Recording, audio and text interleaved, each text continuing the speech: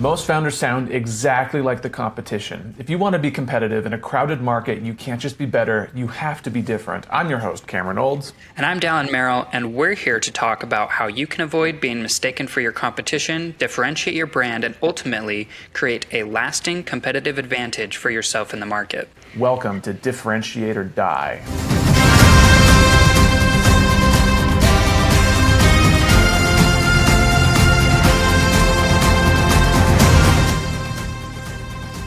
This episode of Differentiate or Die is brought to you by MessageOS. And by brought to you by, we mean written by. If your team describes your product 10 different ways, your product is no longer differentiated. It's confusing, and so are your customers. MessageOS helps big teams keep every sales deck, social caption, and support reply on message and on brand. Clear, consistent, differentiated. Every time someone talks about you. See how it works at protagonistcomms.co. Okay, today I'm not going to ask you a question about a particular, to try and get you to guess the company, but I have a different question for you. Okay. What happens if your product or company is so new, it's never been done before, completely net new? How do you explain it to someone? That's a good question. I think it's something we try to solve here at Protagonist a lot is when you have a differentiated value, you now have to teach them somehow. You have to educate them a little bit. And often that comes from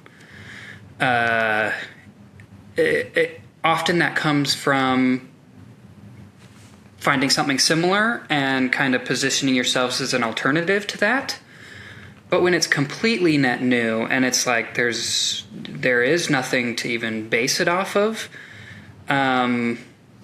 it's a lot of education. It would depend what you're talking about. So you have me intrigued, Cameron.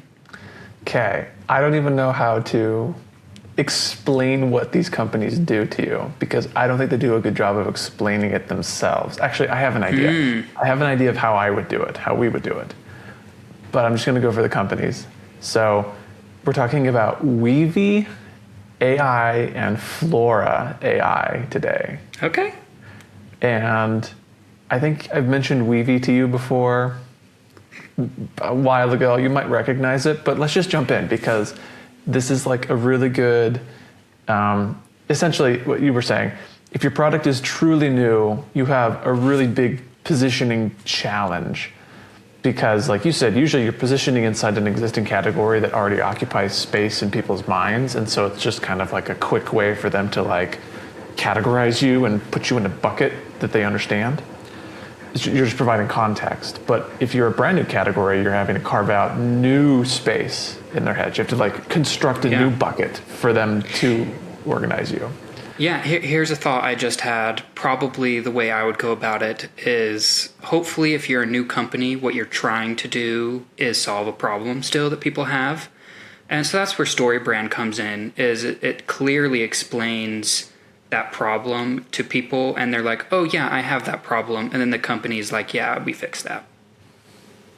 Yeah, 100%. And in addition to that, hopefully if you're positioning yourself inside an existing category, that's where it's really important to differentiate yourself because if you're already if you're an existing category, it's existed before. People have done this before. Yeah. And you better come in with a new way of doing something that provides value that hasn't been provided before, or otherwise it's an uphill battle, and in most cases it's probably not even worth it to start the business if you want to grow something that's actually big. I'm sure you can make a living off of it. Yeah, agreed. Okay, here, let's just go to Weavy.ai. Oh, I gotta go all the way up to the top. Okay, here we go. Weavy, artistic intelligence. Turn your creative vision into scalable workflows. Access all AI models and professional editing tools in one node-based platform.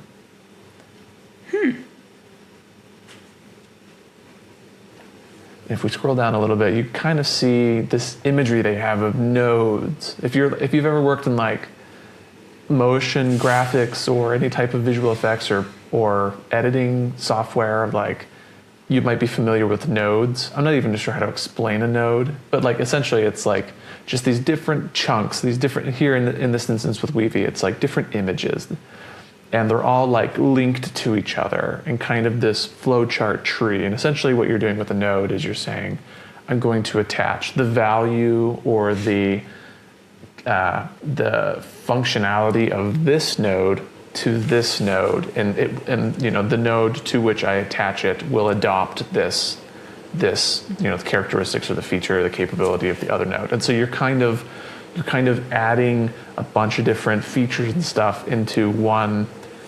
You're like aggregating a whole bunch of stuff together, but it's anyway. I'm not doing a good job So of are you explaining trying to make design easier, like video design easier? Is that the hope? Let's look at this. So I think this image that they have here is actually a good use case. So you start on the left-hand side, you can see here we have like a 3D model of a dude, just kind of like a bust, a rotating bust of a dude.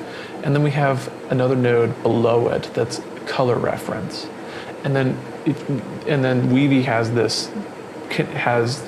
the 3D model and the color reference connecting to this image, this stable diffusion.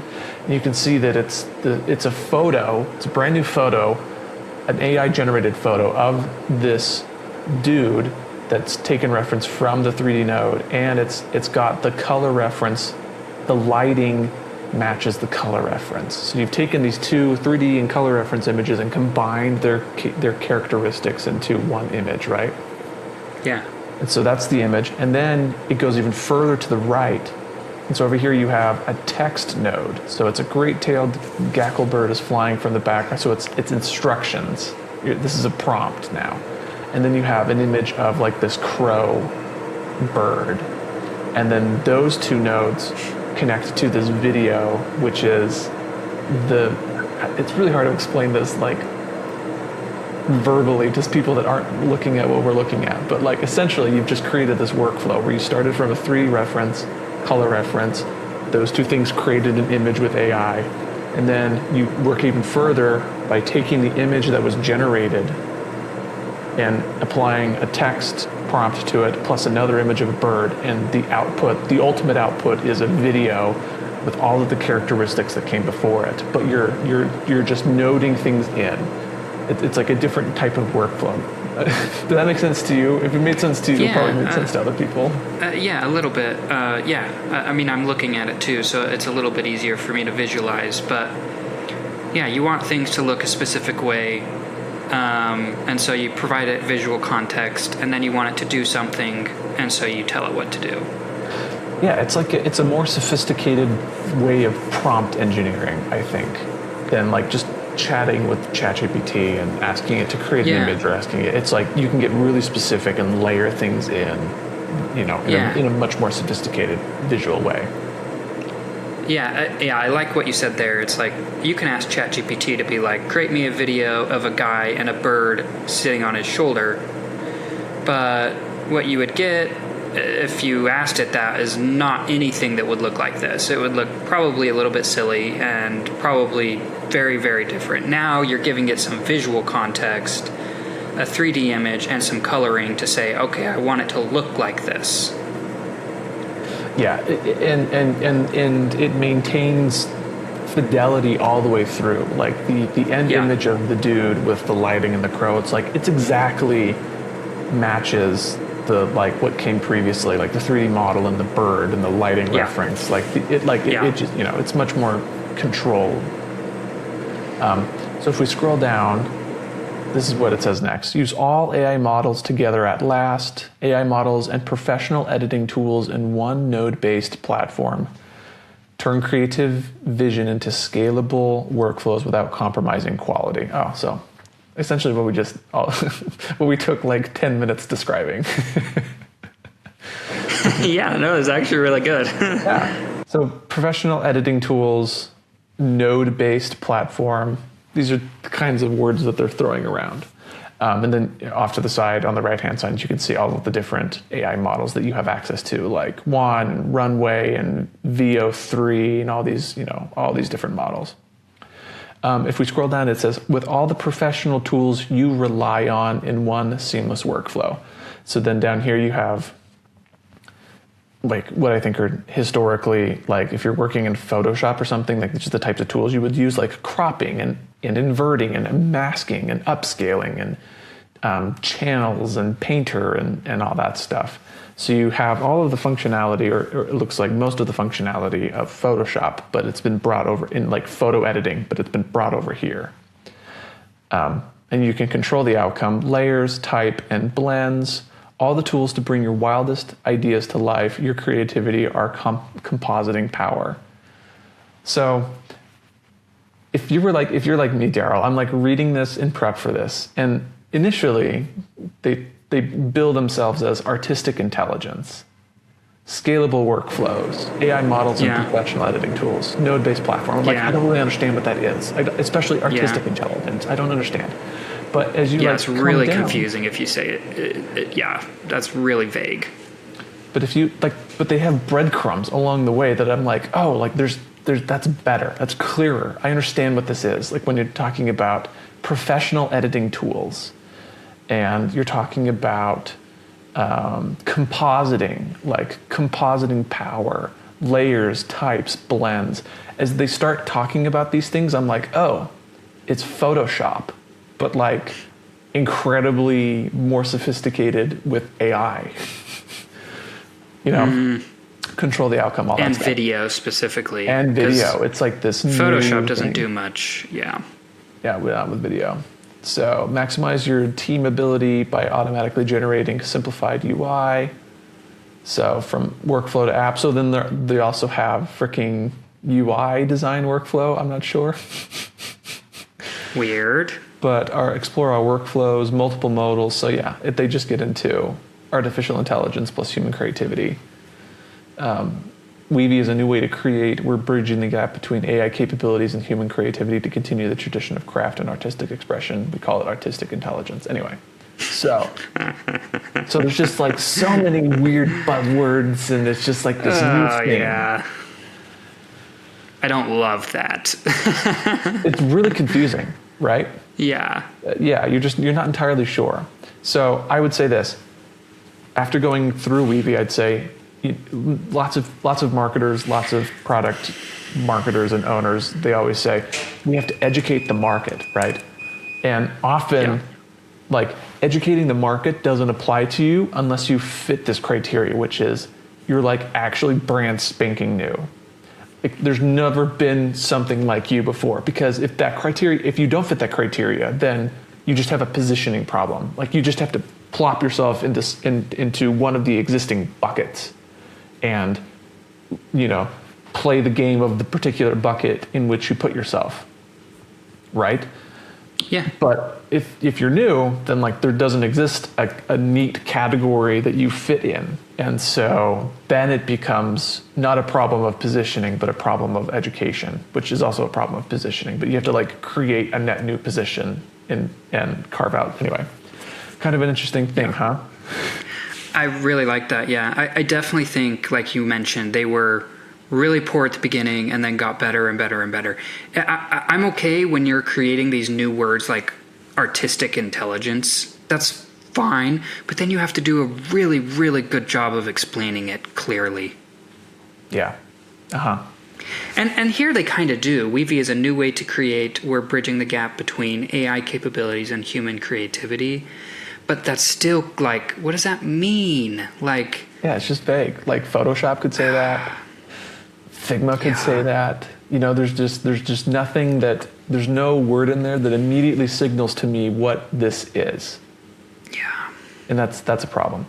Let's go to their X account and see what they say.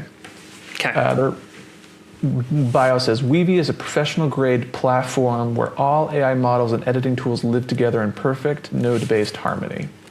Okay. I mean, same problems that they're just not saying, they're getting so close. I feel like they're so close. Like professional grade what? AI models, editing tools, node-based editing. It's just like, oh, it's all there, but like it's not clicked for me yet, Yeah, I agree. Yeah. Man, Cameron. Here's their Instagram. It's kind of consistent though. They are, but, like, they're consistently consistent. confusing. Yeah, like they're consistent though. That's like what's also frustrating. Is like, okay, like you've checked one of the boxes, but like you haven't, like you just need the clarity. Professional design platform unifying AI models with pro editing tools. Okay, so like there's another one where it's like AI professional image editing, manipulation, compositing stuff. Yeah. And then here's their LinkedIn. Nothing. Yay. Super easy. Yay. Great. Awesome. Love it. So anyway, what are your thoughts on them as like a company in like a new category where they're kind of leaving the existing categories and they're kind of out here in like unorganized space? I think that they have a clear problem they solve, and they should have geared more towards that, in my mind. And maybe they're going to a different target audience, and that's why it's confusing to us, because we're not part of that target audience. But to me, it feels like the problem is ChatGPT doesn't do a good job at video generation. For like, I think let's go further. I think it does do a good job at video generation, but it's like you have very little control over what it does. Yes. Like it just, you do the only control you have is your prompt. Whereas in something like Photoshop, like you have layers, you have control over all of those layers, you can add and subtract things. So I think that's it. Like AI image generation isn't, what is it? It's not, this is a horrible word. If we were in a workshop right now, I'd be like, we'll come back to this. But like, you can't, like, it's not, you can't control the output as fine-tuningly as you can in like Photoshop or Illustrator. Yeah, that's way better though already than putting creativity with human intelligence together, and this is what you get. Like, that's just so vague, and it's not understandable, and it's catchy, but who cares? Like, no, like I just don't care at all. So like being able to easily control image and video generation through AI prompts, and that's way better. Which is what I think they're getting at when they like, because they're like, it was pretty consistent across all their channels. They're always talking about like, it's all the AI models in one platform. And I was like, so it's like anything LLM? It's like, like, that's not like, I don't understand why that's so special, you know, but like they're touting it and they're like, this is awesome. And I was like, yes, I think it's awesome. I just don't understand how it's different. Yeah. Okay, are you ready for... I'm on board, yeah. You ready for Flora? Okay, yeah, let's see it. Okay, here we go. Scroll back to the top. If you go to flora.ai, this is what you see. Your creative environment. Bring your ideas to life faster than ever before. Every creative AI tool, one unified process. And then you can see that they have the same node-based illustrations and animations as Weavy. Bring your ideas to life faster than ever before. Every creative AI tool. Oh, that's so bad. Unclear again, right? But like the visual I liked it. Noting in, I'm like, okay, cool. Like I can, it's cool because like the images, you have an image of a shoe, just a shoe on a plain white, like in an infinity white background. And then you have a running model. It's just like this, I can't tell if it's a dude or a girl, but you have this person that's like, you know, running. It's a shot of someone running with a grocery bag full of apples or whatever. And you're connecting the image of the model and the image of the shoe into, it's over here, it says sneaker showcase. And it turns into like videos of this exact same model wearing this exact shoe, but she's running and she's posing and the shoe is high fidelity and it's just from the image. It's pretty cool. It is really cool, Cameron. What's not cool is, or I should say, what's not clear though is, what is it? From the words standpoint, from the copy. I don't understand what this is if I'm just reading it. So if we scroll down, it says generative workflows that scale. Oh, go ahead. Sorry, if you go up, it would be cool if they just said tell your pictures what to do and it'll do it or something. Oh, cool. I don't know. Or, you know, even that would be like, better. yeah. I know. And then you could say underneath, like, ability to create changes on every level or at every,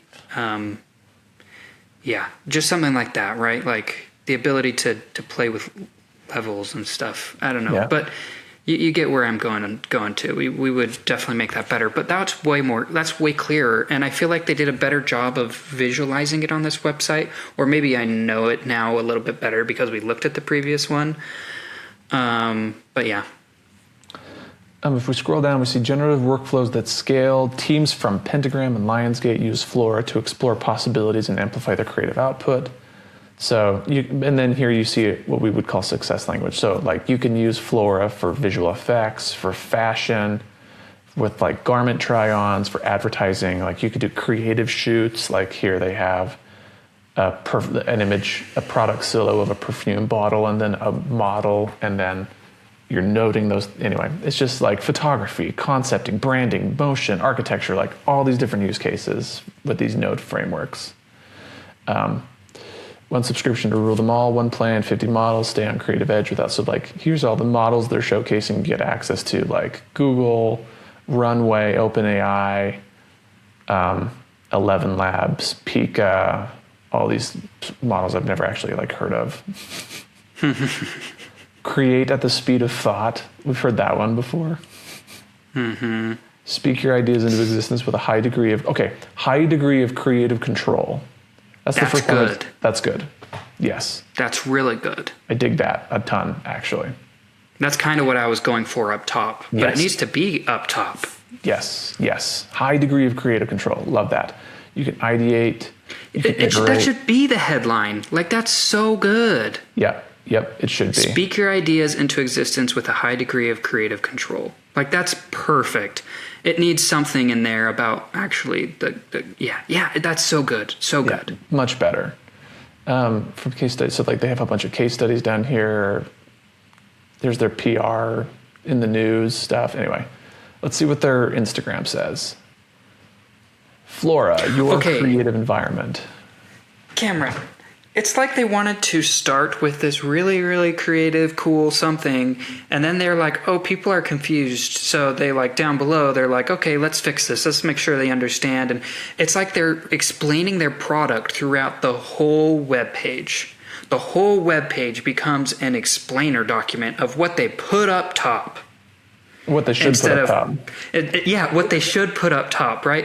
Well, no, what they did put up top, right? They put something up top, and then they're like, oh, this is confusing. So they have to explain what the product is throughout the whole rest of the web page, your home page, where that's such a bad use of space, right? What you want to do is explain what your product is really, really well up top, and then you can go through the story brand stuff and say, oh, why is that a problem? How do we do it? How do we do that well? How do we do that better than our competitors? Like all of these things that if you just then, and what's the success and failure language? What do you do if you get with us? What do you do if you fail? Like instead of using that whole web page full of features and explaining what the company does, instead you can do that really simply up top and then just say how that benefits the customer. You know, like, why does that matter to me as a customer on the rest of it? And then they're sold by the end. Then they're like, oh yeah, I'm dumb if I don't do that. Right. You know, like that's just it's a 1, 2, 3 punch, so much better, so much more effective instead of an explainer document as your web page. Yeah. No, it's like 2 wrongs don't make a right. And so you should definitely just start with being a good description, make it right at top, instead of like having to justify this mistake you made at the beginning. Right. That's great insight. Yeah, I totally agree. I think, it's just to offer some mercy. Like it's exceedingly hard to do this. If you are a person inside the company trying to communicate from the inside out. Because like you live and breathe it, like you drink the Kool-Aid. It's like your environment every day. Like you know it better than anyone, and so to you, it's like crystal clear because you've had the explanation in your head for some time. But it's that position of trying to do it from the inside out that it's really tough and it's hard, and it produces what you just said, where it's a lot of complicated misses that are almost there but don't quite nail it in terms of explaining what it is clearly.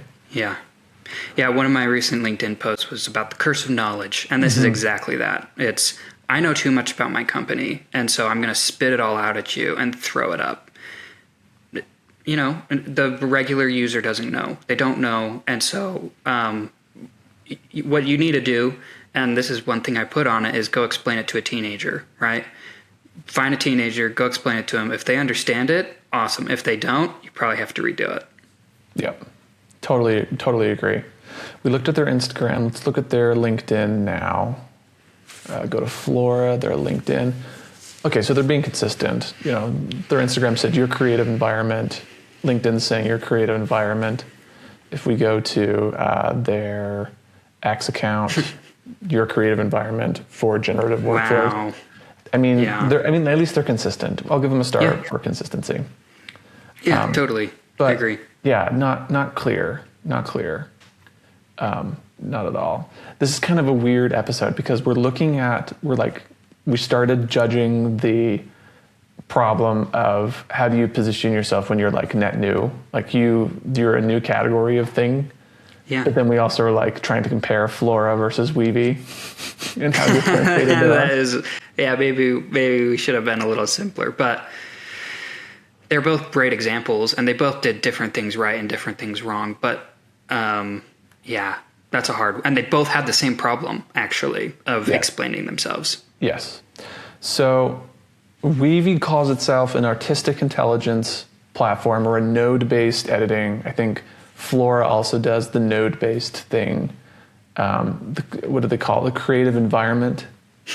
Your creative environment for generative workflows. Yep. I think they should position themselves as an alternative to Photoshop. Sure. Yeah, I'm good with that. They should position themselves but video-based. But like, that's the new thing. That would be the new differentiated thing. So I would say you would either the product language, the product category would either be an image editing or compositing app. What I would say is a node-based image compositing app or something like that is what I would say. Node-based image compositing app. And so I would say that up top.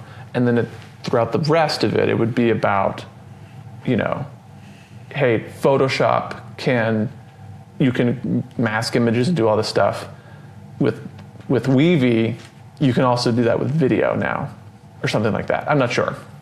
But I think it would be wise if they position themselves as an alternative to Photoshop, because everyone knows what Photoshop is and does. Like, that's a well-defined category. People look at that and they immediately understand it when they see it.